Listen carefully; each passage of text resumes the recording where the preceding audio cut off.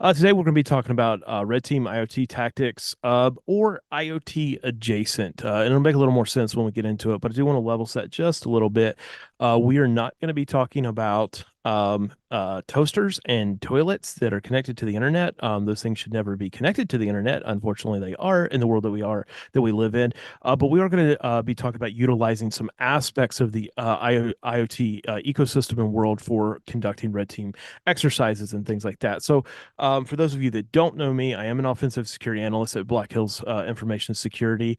I'm a father and a husband, and which is just the greatest joy of my life. It's the hardest job in my life to be there for those that I love. But I also love learning and teaching about how to hack space. If you're interested in learning about that stuff, I do have an anti-siphon course. I would encourage you to check that out. But we're going to jump right into it. So we're going to be talking about physical implants today. For the purpose of conducting red team exercises and in being able to extend our capabilities and our arsenal of toolkits and stuff. Hopefully, you guys have some experience with physical implants. So what we're talking about when we talk about terms of physical implants, we're really talking about things like USB rubber duckies and land turtles and different types of bash bunnies and plunder lung taps and stuff. If you're familiar with Hack5, and if you're not, I would say just go check them out first, but do it after the webcast. I'd appreciate that. But Hack5 is a fantastic organization. It's been around since 2009, I believe, producing video content as well as some incredible, actually hardware devices that can really take our testing to the next level and stuff like that. And they've been around for a long time. These are some of them. We've also got some more here that they've produced. They have the greatest names like Packet Squirrel and Screen Crab and Key Croc. Just really, really cool. But fundamentally, what these devices are doing in some capacity are trying to facilitate being able to either compromise an environment or extend a compromise into increase the capabilities from either a penetration testing perspective or from a red teaming perspective. One of the new hotnesses that's been around for a while is the OMG cable. These things are just absolutely incredible. They're just basically they look like regular charging cables and stuff, but they have built-in hardware in them that allows them to be able to emulate different types of devices and things. If you have these, please label them appropriately because you will inadvertently plug them in, and when you don't mean to, or somebody will grab them and all of a sudden, go charge their stuff, and now you're potentially owning their devices and stuff. But the OMG cable, extremely cool. Just the fact that they could actually get this kind of technology down into this form factor and stuff. But when we're talking about implants, we're really talking about a couple of classifications of implants today. So we've got our hot plug, and these are the types of attack that you'd be familiar with, a USB rubber ducky.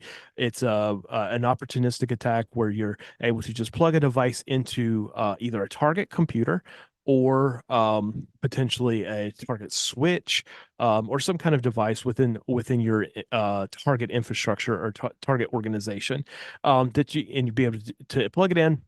It'll execute some kind of payload depending on what the device is and how it's configured, and then you typically will just take that device away with you and move on to the next target or leave the facility or whatever, depending on the scope of your engagement. The second one is remote access.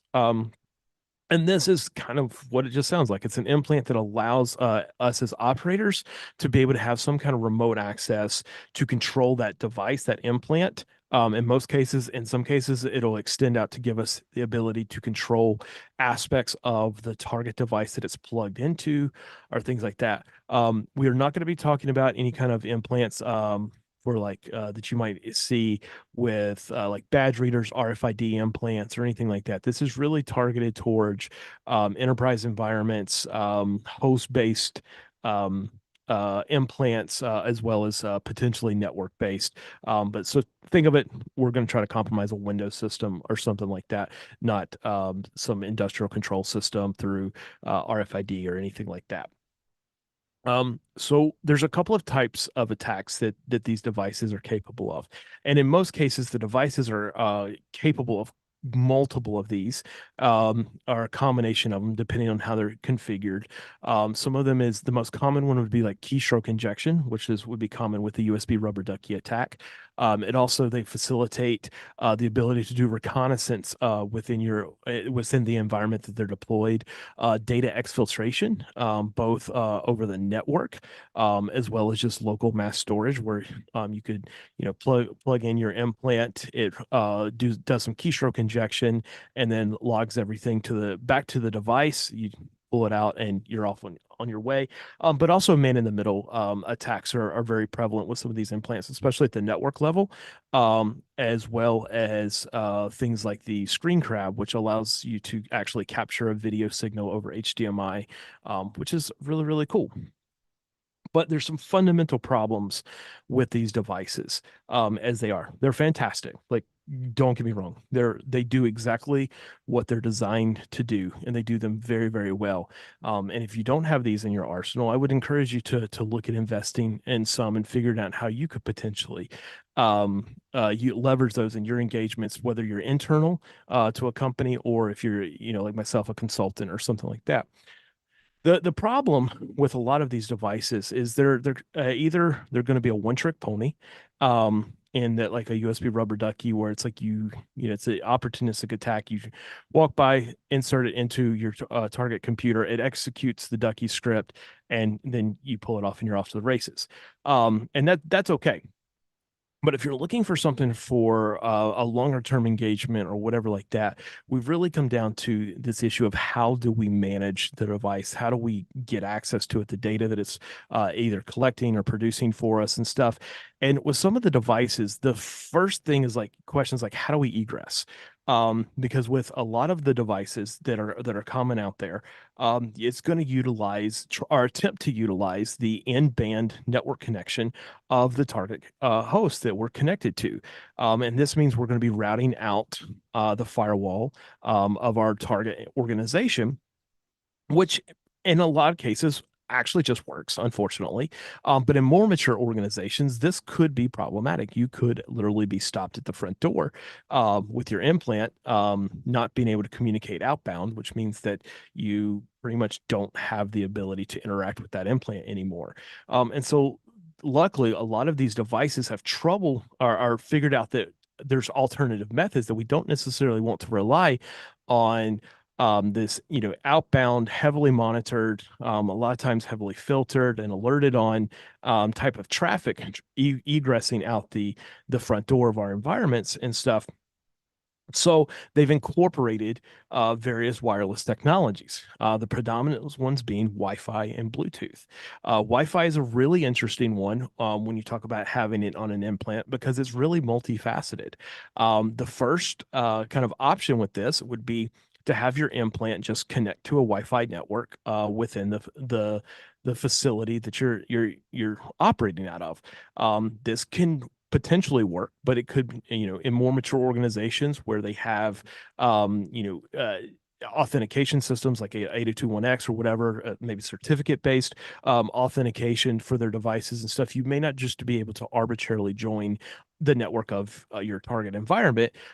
So you would then be relegated to like joining maybe some kind of other ad hoc network or a local network. If you're like it's a multi-tenancy facility per se, you might be able to jump on a guest network or a guest network for the Panera or next door or something like that. Utilizing that, it's going to require you to do some recon to understand what the environment's going to look like, so that you can pre-stage this stuff, so that you can have that communication. The other aspect with Wi-Fi is it also gives you the ability with some of these implants to actually just stand up your own wireless network access point from your implant. And then you as an operator would be able to connect to that as long as you're within range of that implant. And that can be effective too. However, in more mature organizations that have wireless intrusion detection systems and prevention systems, and things like that, it may not really be possible to actually stand up an access point that's and at least undetected. They may not actively do anything to mitigate that access point being there, at least initially, but it's probably going to be detected at a minimum. And so one of the things from a red team perspective we want to try to do is minimize the detections as much as possible. So the other option that you'll encounter frequently is also Bluetooth. It has a lot of the same advantages of Wi-Fi, but there's a few pretty significant drawbacks. One, it's much more limited in terms of bandwidth, but it's also much more limited in range. And I say that I do have to caveat that because there's a company just last month, Hubble, that actually successfully sent a Bluetooth signal to low Earth orbit at approximately 400 kilometers. So Bluetooth range, it could be actually getting a little bit better in the future, but for the most part, it's not viable in a lot of cases because the operator would have to be very, very close to the implant, which could make it not effective in terms of being able to operate from that standpoint because it's probably going to look a little bit suspicious. So the question is that we have is like, can IoT help us solve these problems? And the answer is no, not really. But also kind of maybe.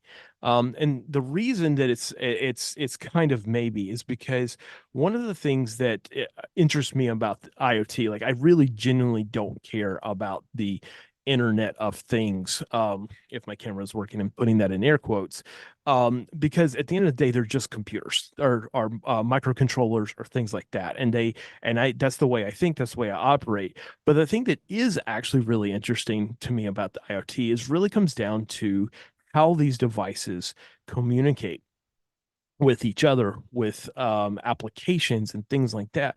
And so I started looking at some of the protocols that are utilized predominantly in IoT environments. And I was like, oh, these are kind of interesting.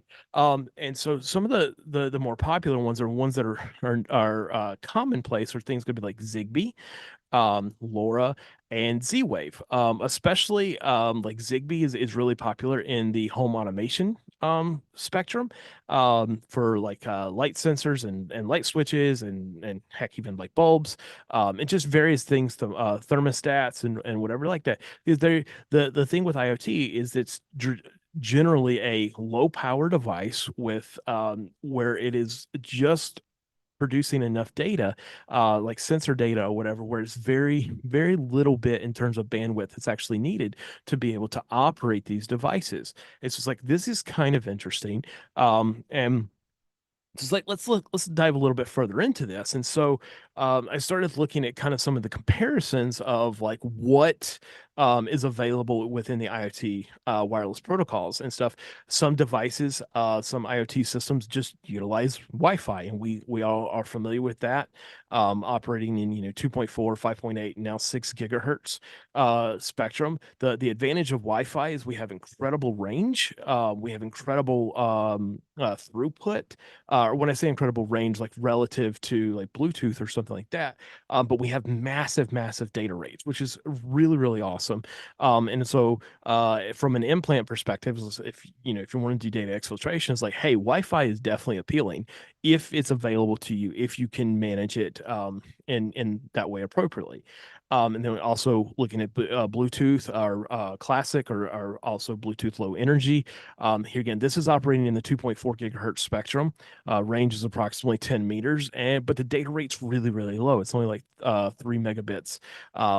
Zigbee, which is probably the most common IoT protocol, at least here in the United States, it operates in 915 megahertz as well as 2.4 gigahertz. In some cases, it has a range upwards of 300 meters, which that's interesting. This is the first time we're starting to really see hundreds of meters capability, but it's coming at the cost of our data rate, which is between 400 kilobits per second and 250 kilobits per second, depending on which part of the spectrum that you're operating in. And then as we work our way down, we have Z-Wave operating at approximately 908 megahertz and LoRa at 915 megahertz. But as you can see, the data rates consistently get lower, but the range in which we can operate effectively actually goes up the lower we with these IoT protocols. And there's a couple of reasons for that. So why does frequency matter? Because I've talked about the different frequencies a good bit in the last slide, and at the fundamental reason that frequency matters is there's two. So first of all, Wi-Fi, as we traditionally know it, um, predominantly exist in one of the actually in two of the ISM bands. The ISM bands is a part of the radio spectrum that has been designated for industrial, scientific, and medical uses. It's essentially free to play. The interesting thing about that, typically the way you access these ISM bands is you utilize devices that are licensed to operate in those bands. Whereas operating outside of those bands, you typically have to be a licensed operator, such as a ham radio operator or whatever like that. So, what it does is it means that we can buy devices that are configured for these frequencies that are approved, like for us in the United States, FCC approved, and then we can just utilize these parts of the spectrum and stuff. But one of the things, if you've ever done any kind of like Wi-Fi testing or just spectrum analyzation, like the 2.4 gigahertz part of the spectrum is just insanely crowded. Not just Wi-Fi, not just Bluetooth, but I mean, literally, like put a spectrum analyzer and turn on your microwave. Like it's producing 2.4 gigahertz frequencies and stuff. It's just really clouded. It's crowded. It's really noisy. And so even if we weren't using something like Wi-Fi or whatever, this is probably not the best choice of frequencies for us to use just because of how crowded it is. As we go up into the 5.8 gigahertz center frequency, um, it's less noisy. It's getting more noisy, but we've also reduced our range pretty significantly. If you've ever set up a wireless network that has the multi frequencies, 2.4, 5.8, you'll notice that like you have to be close. And it's even worse with Wi-Fi 6E and 7 that's using the 6 gigahertz. Like the range is just this is a byproduct of the way actually signals are propagated in physics. But if we drop down to the 915 megahertz band, which is a ISM band here in the United States, as well as other countries, and so we're what's classified as a region 2 in the ITU world. And so we have the ability to operate at 915 megahertz frequency center. Um, and we can do that freely. We don't have to be operated. And there's generally a lot less noise there. This didn't used to be the case. Used to be that 900 megahertz was just jam packed with stuff, or 915 megahertz. But as Wi-Fi and everything else has come around, we've got increased data rates. We've got standardizations that we can use. A lot of things have migrated off of the 915 megahertz band, actually freeing up a lot of the radio spectrum. The other thing that's really, really kind of important here is that if you go into an environment where they have Wi-Fi and they have stuff like that, like these things are being monitored. We're not necessarily monitoring the frequency itself, but the ability, you standing up a Wi-Fi access point that may be detected. Bluetooth devices broadcasting that may be detected and stuff. Very few organizations actually have the ability to monitor or detect any kind of activity going on in the 915 megahertz frequency space. I say very few. There are exceptions to that. Typically, environments that are using control systems, so industrial control systems and stuff, they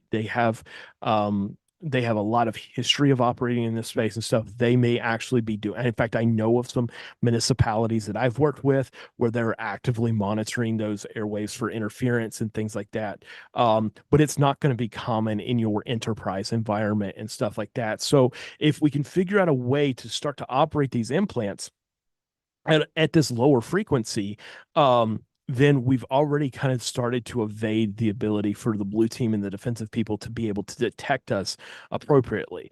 And so I talked about how the data rates, how the distance of changes as far as what you're able to communicate is based off the frequency. And this is the formula for calculating free space path loss. And this is basically we'll get a little slightly nerdy here. This is the nerdiest thing here, but this is the attenuation of the signal as it travels through free space, both as it increases with distance and frequency. And so as you get lower in the frequency, you have much further distance that you can reach at the same power level. But we also have talked about that this does also come at a cost of decreased data rates. The higher the frequency, the higher the data rate that we can do, but the lower distances that we can have to communicate with.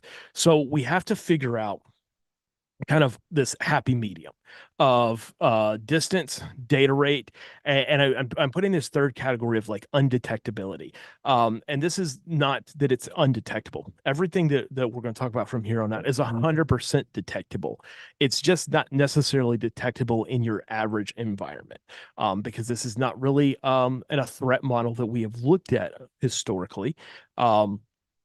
And so this is kind of turning things on its head, because we want to go away from Wi-Fi. We want to go away from Bluetooth and things that our organizations are actively looking for. It is in their threat model. We just want to turn it on its head.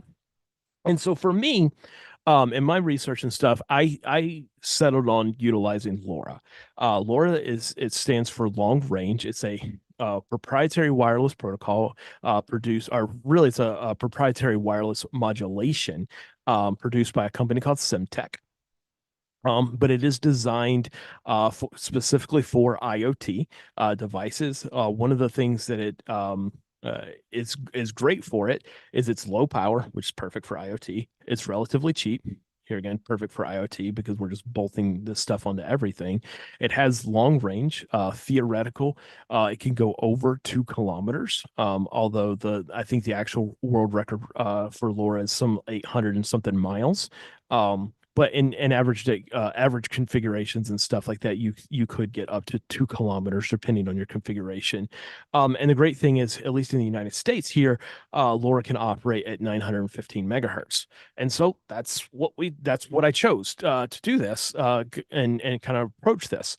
But there are some limitations. So I specifically used a RFM 95 LoRa module, which is readily available, fairly cheap, and well documented and fairly well supported with libraries such as MicroPython, CircuitPython, Arduino, things that we're used to working with and stuff. And so this was my kind of preference for investigating this stuff. But there are some limitations to it, like significant limitations. One, the maximum bandwidth is approximately 62 kilobits per second, and that is an absolutely ideal situation. And also limitation of the FIFO buffers within these chips, and this is going to pretty much be the case across any of your LoRa modules that you use, whether you use an RFM 95 or something else, is you're going to be limited to a packet size of 255 bytes, which it's actually going to be 240 bytes once you remove the LoRa preamble and things like that. So you're limited in just how much data you can send in a significant package. But when you understand what these limitations are, you can then start to work around those. So we're going to do a little bit of a side quest, or really it's a backstory of like, okay, how do we get here? Because I did not set out to like, I'm going to go change the way we do red teaming implants. That's my goal. It was by sheer happenstance that I kind of ended up on this path. And it actually started with an email last year to John Strand about like trying to launch a satellite into space. And actually what I really wanted to do was to get approval to build a satellite hacking lab for Wadwa's Hacking Fest. And so I was doing a lot of research in the space realm, and I still do. It's where I spend most of my time. And I started on this development process. And one of the problems that I had was I was utilizing a platform that already existed, but it was designed in a way that it was just the satellites were Sputniks. They only transmitted data. They had no way of receiving. There was no kind of command and control capability of it.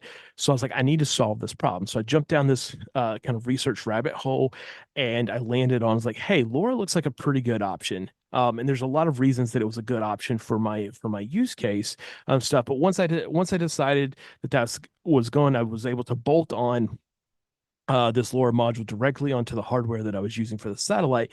But I needed to come up with a way to operate it, to control it and stuff. And so I started this process of designing some basic simple PCBs. I started off with a through-hole design that just used a Raspberry Pi Pico and an Adafruit LoRa module or RFM95 module that I could just buy that's already on a breakout board and stuff like that. It's like this keeps it absolutely as simple as possible.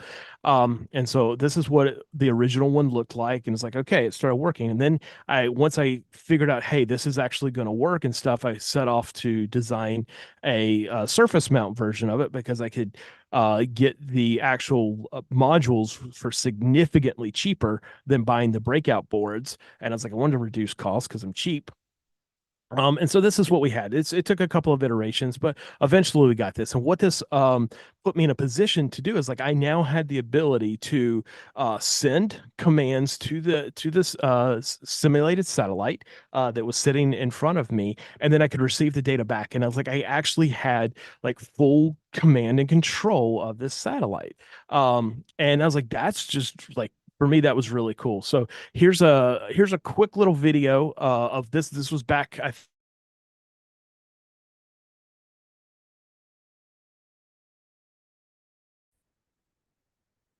all of this, making sure that it was going to work the way I want it to. And what you're seeing on the left hand side of the screen is packets that are base 64 encoded data. On the right hand side, this is a software defined radio front end called GQRX that is actually tuned in to 915 megahertz. And what you're able to actually see is the actual data packets coming in at a rate of approximately 1 packet per second.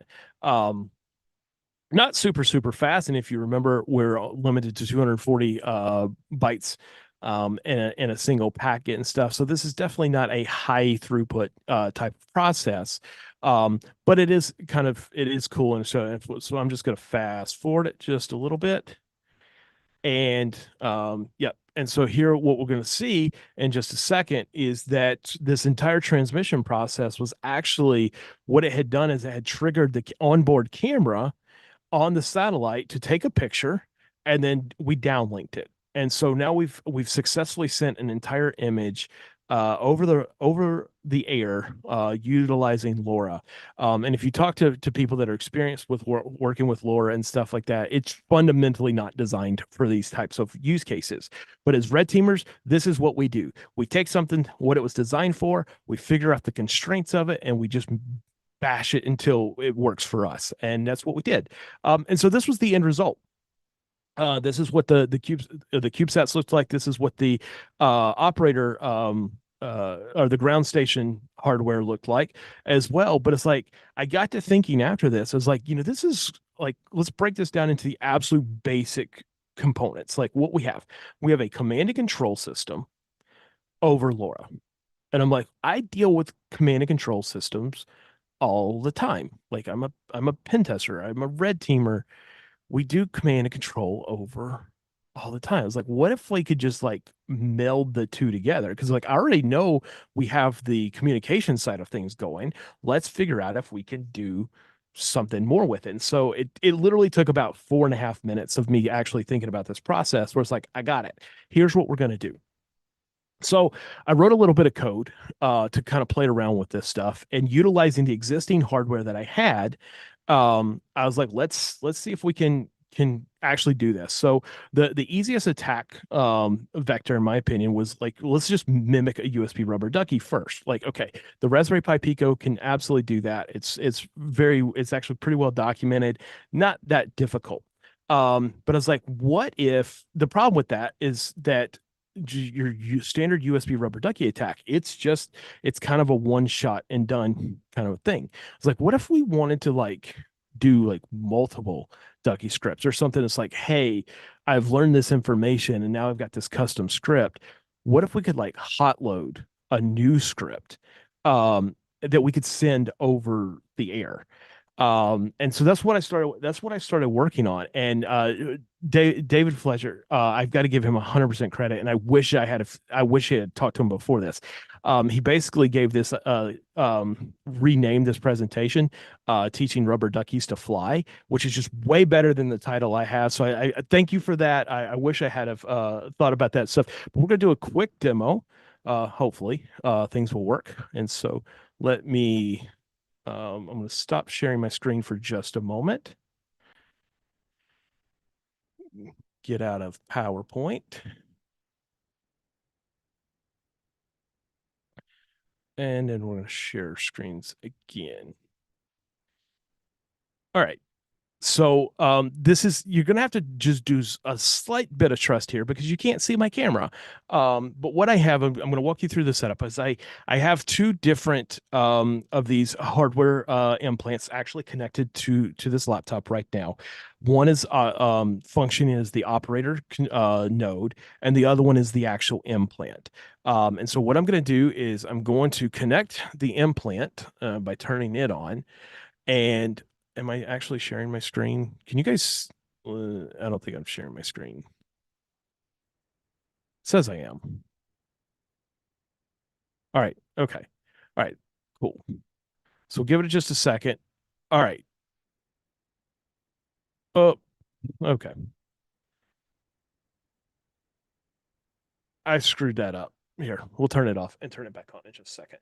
But essentially, what I is because I was trying to switch screens. It's just plugging this up. It does a normal USB rubber ducky attack. So turn it back on, turn it back off. Give it just a second. I have a video, but I don't want to go to this video. I want this to work because it's been a fun day. So we'll give it just another second. I just connected. You can't hear the do do do do. All right, so this is a standard kind of USB rubber ducky attack. We've all seen this, or hopefully we've all seen this. And so what it did is once it connected to the device, to my computer, it started do keystroke injection. It Windows R, and then it opened up in this case, it's a Firefox, and it's opening to a blog post which I happen to write, which is exactly on this a topic that we have. And so while we're not going into a ton of the technical details for the rest of this talk, you have the ability to go and actually read this here. But this is cool. Like, this works. This is just this is fun. But this is no different than anything that we've talked about previously. So I have a second um, device that is connected, and we are going to send a secondary script over to the first. Now they are connected on the same device, but the communication is going to happen over the 915 megahertz, and we will see if this works. Oh, it's typing in the actual page instead of. Let me click out of that and see what happens.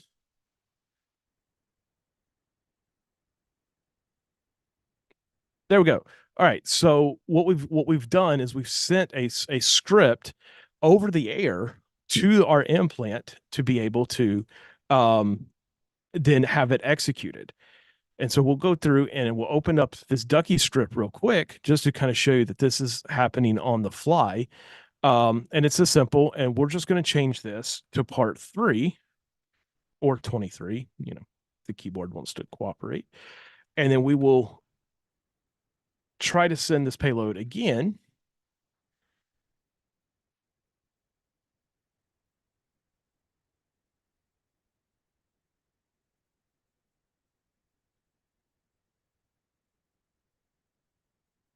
And now we've got our third ducky script that has just been updated or executed, 2 of them over the air. And by the way, part 3 is now live on the website. This was originally supposed to be a 2-part blog series, then it became a 3-part blog series, and it is now a 5-part blog series. And so go check that out after this, because I'm still talking. Let's don't be rude. No, I'm kidding. You can go check this out because this one's part 3 is the most technical aspect of stuff. But what we have here is, like, we've demonstrated that we do have this capability of doing this. So I'm going to stop sharing for just a second and then go back to PowerPoint.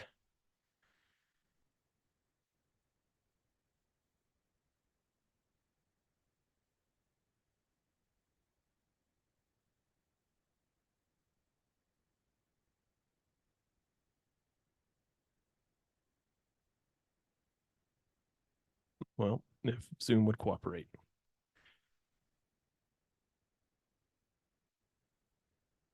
Share screen. All right, here we go.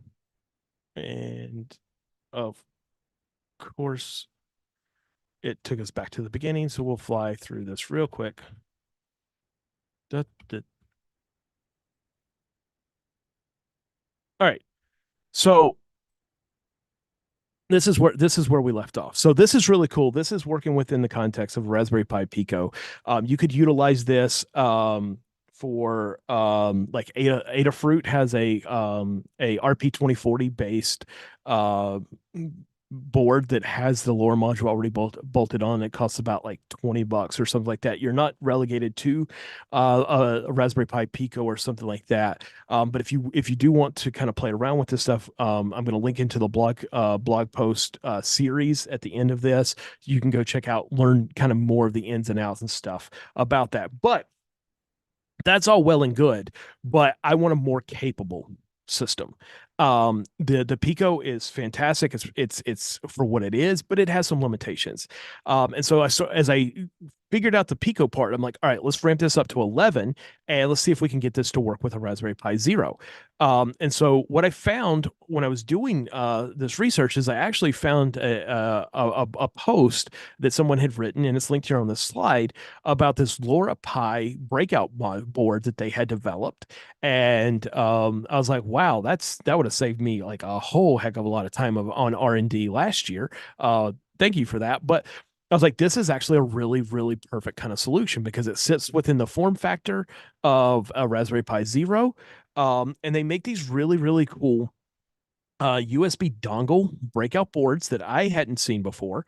But it allows you to take and mount the Raspberry Pi Zero onto it, and it uses something called pogo pins, these little spring-loaded pins, to connect to the USB test pads on the bottom side of the Raspberry Pi Zero. That then you can just plug the entire USB A Type A port in, and it powers the Pi from the USB port. But it also, if we configure the Pi using some special modes, if you called OTG modes, and USB gadget, it allows us to have in one form factor a full-blown Linux computer with out-of-band wireless communication over LoRa that we then can present as multiple USB objects. Such and so there's a fantastic little gist about using OTG modes on the Raspberry Pi Zero. It is a bit outdated, which is unfortunate, but I give you all the necessary updates in part 3 of the blog series, because it is actually with the modern Windows devices, we have to do some things a little bit different to get them to automatically recognize. But some of these modes include the fact that we can do a human input device, so that could be a mouse, a keyboard, anything like that. We can do a serial port. We can do a USB Ethernet port adapter, which is awesome, because what that allows us to do is assign the host computer, our target computer, an IP address so that we actually have TCP IP networking between our implant and the target device, which gives us a lot of capability as far as being able to conduct testing. It allows us to then route traffic through the host computer, such as like if you wanted to do reconnaissance from the implant, you would now be able to do that utilizing these different OTG modes. And so blog series part 3 goes over setting up that specifically the Ethernet interface, because I do think it's the most complicated aspect of getting this stuff working. But that's really, really cool. But we could actually take this one step further. And this introduces us to the concept of LoRaWAN. And so LoRaWAN is it's a layer 2 protocol that it's designed specifically for IoT environments. It's essentially an architecture where you have these endpoints or like sensor nodes that communicate with a gateway over LoRa. And then that gateway is internet connected, and it routes all of the data up to an application server where decisions and things can be made. And then data can traverse that same path back down. But what this allows you to do is be able to remotely manage IoT devices where you only have, the internet connectivity is limited to the gateways. And understand, if you're utilizing LoRa and you have upwards of, let's just say, a kilometer or more of range that you can be able to interact with these sensors and stuff, it really introduces this really, really interesting idea that you could have a deployment. We could drop a couple of implants in your environment. We could set up a gateway, um, in the parking lot next door, connected to a cellular or whatever, and then our red team operators, they can be anywhere in the world that they want to, being able to route this stuff over the internet. One of the most common or popular um, LoRaWAN implementations is something called the Things Network, or TTN. And this is a good option, but I would recommend, if you want to take this approach, to not do the Things Network. And the reason why is because you don't control it. And at the end of the day, we want to be able to control as much of the flow of data and things like that. So there is an open source solution called ChirpStack that you can deploy, and your own implementation. As far as the network application server, you go and configure your gateways and everything the same way that you would within the Things Network, but it's open source and you can control this. And fundamentally, this is kind of what it would look like from an attack vector perspective.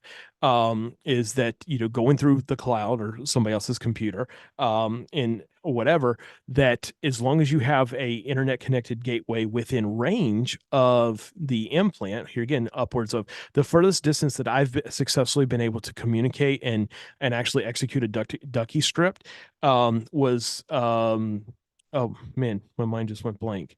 um a little over 1 kilometer, like 1.2 kilometers or so, which is just insane um, distance. Now, that was a very, very low bandwidth, and it's not something that you would want to do from an operational standpoint. But realistically, is 200 to 400 meters is probably a better target distance from you. But in most cases, that gets you outside the building. And so that you are able to operate without actually being physically in that location for longer than you necessarily have to. The other thing is, and I haven't experimented with this too much, but depending on your implementation, you also can use implants to relay to other implants. It has that capability. And so now you're talking about a mesh network, in essence, if you're deploying these things in a large environment. So you may be hopping from node to node within your target environment, before your payload actually lands and is executed on the target device and stuff. A lot of this is just going to come down to a software implementation that, it's going to be, your mileage may vary, but these are things that are absolutely possible. So some alternative options and considerations that you may want to look at or whatever, for whatever reason. So the first one I'm going to recommend is the RFM69. This is a packet radio. It operates in multiple frequencies. You'll have to get the one that's appropriate for your ITU region here in the United States to be the 915 megahertz. And it's pin for pin compatible with the RFM95. So you could literally just, it's like, hey, we don't want to use LoRa, we want to use this. It's absolutely a viable option. It has data rates up to 300 kilobits per second. The range is not going to be as great, but it is still, you could theoretically get upwards of a kilometer with this. Reasonably, I would expect maybe, again, 2 to 400 meters away from your implant, depending on material compositions that you're going through and stuff like that. These are really, really cheap.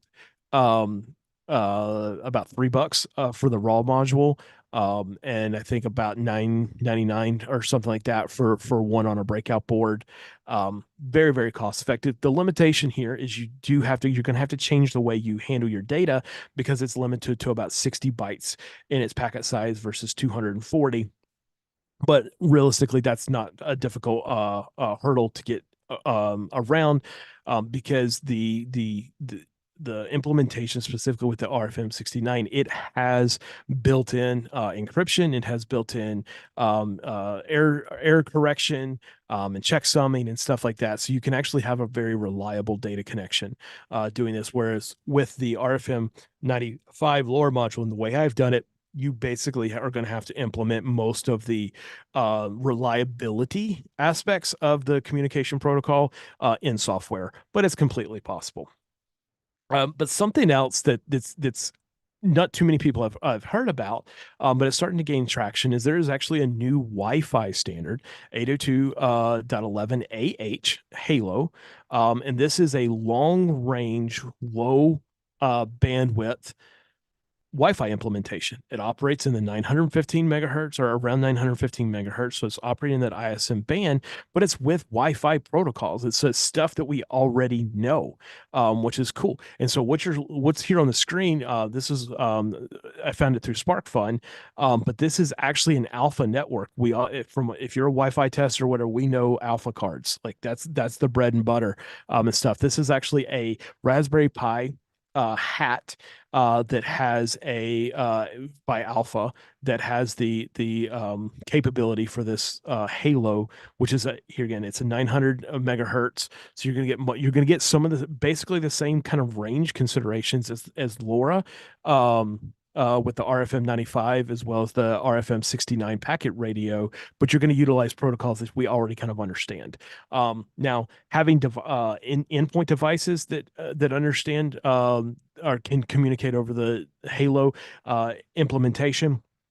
I mean, I think this board's about 60, $70 or whatever. You're going to have two of those. It's not very compact. It sits on a regular Raspberry Pi instead of like a Raspberry Pi Zero or whatever. But again, it's going to be depending on what your goals are, what the scope of your physical implant execution is going to be as to what. But this would be something that is practical. And this is something that's going to be really interesting from a Blue Team perspective. Is like we now have a new Wi-Fi standard that our current systems cannot pick up. They cannot detect. And so you could deploy a fully Wi-Fi network that is blind to your customer, to your client, simply because it's operating in a frequency that their systems aren't designed to communicate and stuff. So this is definitely the time to get onto this bandwagon, because eventually we will see, I believe, enterprise devices having some kind of 900 megahertz Halo capability, even if it's not broadcasting, just from a detection standpoint, so that we are aware of that. If you're looking for more information and some more of the technical details, I'd encourage you to check out the blog series that I'm writing. It's still ongoing. Part 3 has actually just published this morning, and I don't think it's gone out on social media yet. So you guys are the kind of the first to know about it.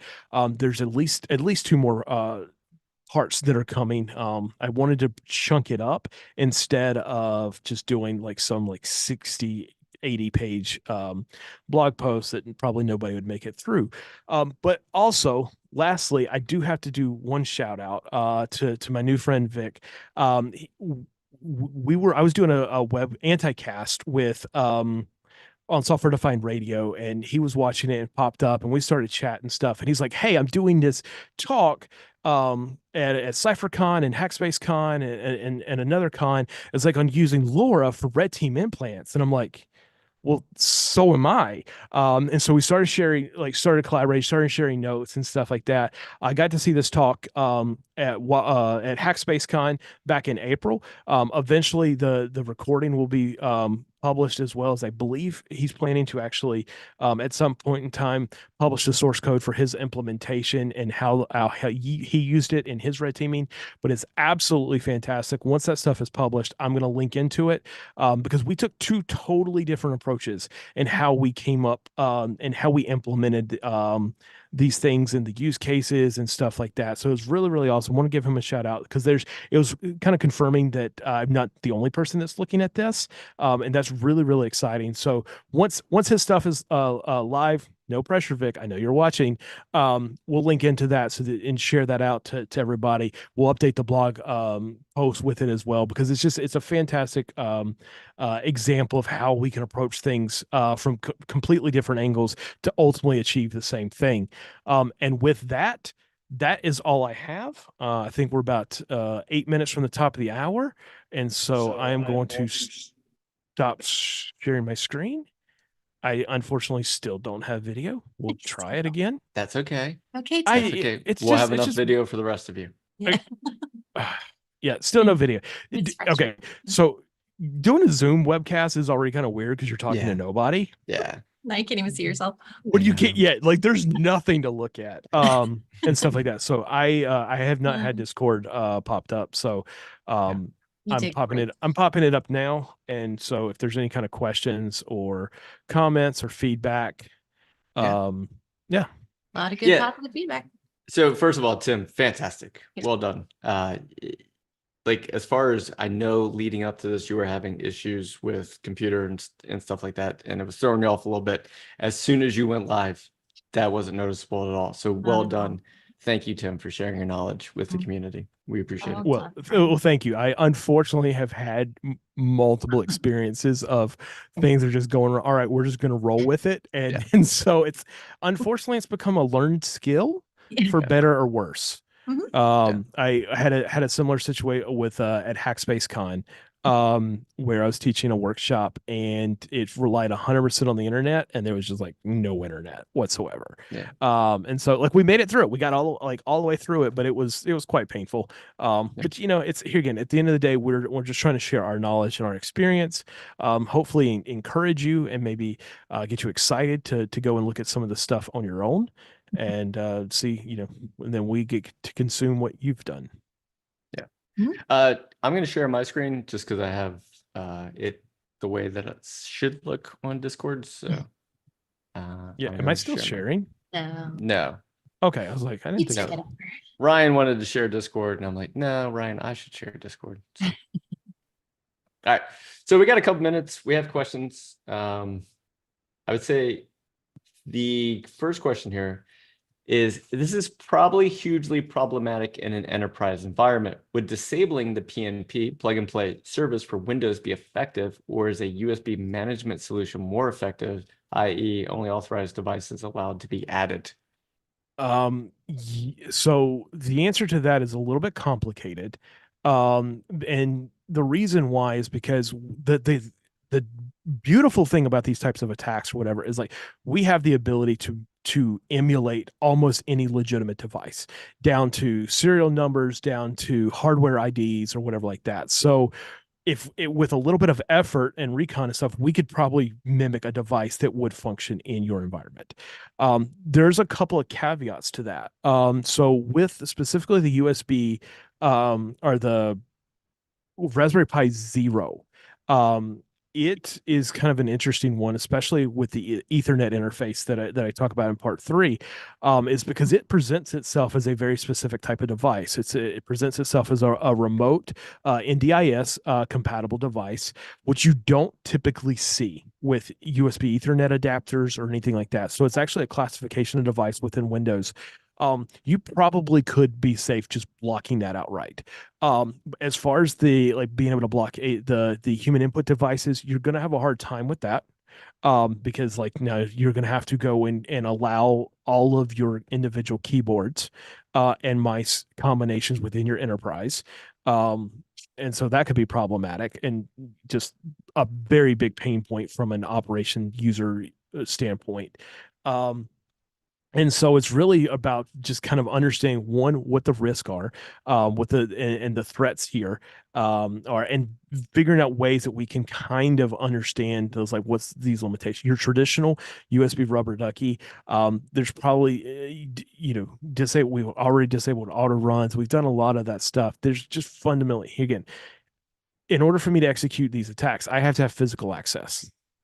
So that's going to be a problem. If you can't control your physical security controls, and I'm just walking in your environment, not being escorted and all this other stuff, you've got some policy and procedures issues that you're going to need to address. So assuming we figure out, how to get around that and stuff like that, being able to look for this type of traffic egressing your network, looking for access points, looking for Bluetooth. At the end of the day, you're not going to be able to detect all of it. It's just like just the nature of the beast is, as red teamers, we're going to figure out a way to one up you. We're going to take something that you're not, we're going to find that blind spot and we're going to exploit it and stuff. And so, you could, like, if you wanted to start detecting this stuff, you could start monitoring, have some software defined radios looking for just communications happening in these ISM bands. How practical is that? I don't really know. It's going to depend on your threat model a lot. One of the things that, I mean, the form factor for these implants, at least for the Pico device, like that's not ideal. Big chunky thing hanging off the back of your computer and stuff. But, being cognizant of this stuff, doing routine audits, walking around looking at like, hey, are these things being plugged into devices, or is there anything different that's from a device perspective or whatever like that. That would be your best approach. I have a question. Well, Yeah. I don't have a question. My question from the community is, did you need a battery for the implant, or was it powered by the PC's USB? So it's completely powered by the USB port of the device, which makes the specifically the OTG or the USB dongle for the Pi Zero is like, it just is amazing, because most USB ports can provide up to 500 milliamps of power, which is more than enough to power both the radio and the Pi, assuming you're not doing just like crazy computational things on the device. And so all the way through this whole process, you have to look at the constraints that you have and figure out what makes sense for you. Because in some use cases, I mean, you could also do this with a full blown Raspberry Pi, but then you would have a power issue, as well as then you're actually going to have to like either jack in Ethernet, jack in, figure out some USB stuff, and stuff. It's here again. I'm just the ideas guy. I'm showing you some basic implementations. You come back to me, show me how you made it excellent. Yeah. All right, Tim. As we wrap up, because it is 2:00 Eastern time, if you could sum up everything that you talked about today in one final thought, what would it be? IoT bad. No, Okay. just it's the landscape is always evolving, and we have to be cognizant of that and be aware of it and looking for solutions. Yeah. All right, everybody. If you haven't checked in yet for Hackett and you're on Discord, go ahead and go to the Hackett channel and post the sticker. If you already have I know this sounds weird, a Kool-Aid man at the end of your name. Oh yeah. Then we're good. And you're good. This is a manual process we went through during the webcast and made sure that you all got credit for attending and participating in the chat today. So thank you so much for doing that. Thank you for being here. Thank you for sharing your time with us today. We know that you could have done anything with the time that you had here today, and you chose to spend it with us learning. Yeah, right. And so that's we always do this thing, like, when you get up on stage and you give a presentation, like the people who come to the presentation, like that's your people. So Tim, you had 600 of your people show up today that are interested in the same thing that you're interested in. And so essentially you just made best friends with 600 plus people. If you have questions at all, Tim's pretty active on the Discord server. And so if you post those questions inside the Discord chat, I'm guessing Tim at some point will get back to them and will reply to them. And so be able to answer your question. Thank you so much. Yeah. Thank you. Thank you for being here. Tim's newest blog just dropped. My pleasure. Yeah. Sorry for the cam issues. That's going to bug the heck out of me, because I'm a tech guy and things have to work. But no, this has been awesome. Feel free to reach out to me. I'll answer as many questions as I can going back into the chat. Check out the blog series, and then if you take this, I got ideas, and run with it, let me know. I want to be able to like push, show what the community's doing and things, and give credit to everybody else, because like this is just an idea. This is a concept. It's pretty cool to me, but collectively, I think the community probably can do something even better with it. Yeah. And Tim, as we wrap up, like I completely lost my thought as I was saying it. But thank you again. Yes. Thanks. Oh, nope. Did you remember? No. Lost it. Gone. No, It's gone. It's gone. Yeah. No. All right. Are we going to say that's going to bother me. That's going to bother you for a while. In the middle of the night, you're going to wake up. You can text me. All right, everybody. Thank you so much for joining us. We do this pretty much every single week. Next week, we're doing it where we're introducing a new expansion deck of backdoors and breaches. If you don't know what that is, well, you have a week to find out. And so we have a new expansion deck that we're introducing next week from our friends from Trimark, who spent the 100 plus hours of development time making that deck. And then after that, we have another webcast. And after that, we got Serena's going to talk about DNS. And after that, we have the IR Summit, where we're going to have 5 hours or more of people talking about incident response, along with training from Nancy Siphon And then the week after that, we got Jack. And then the week after that, we're taking a summer break for like 2 weeks. And then we'll come back for more for the rest of the year. And with that, join us at Walvis Hacking Fest. If you don't know what that is, Google it. All right, everybody. We'll see you all next time. Ryan, kill the fire, Ryan. Kill it. Kill it. Do it.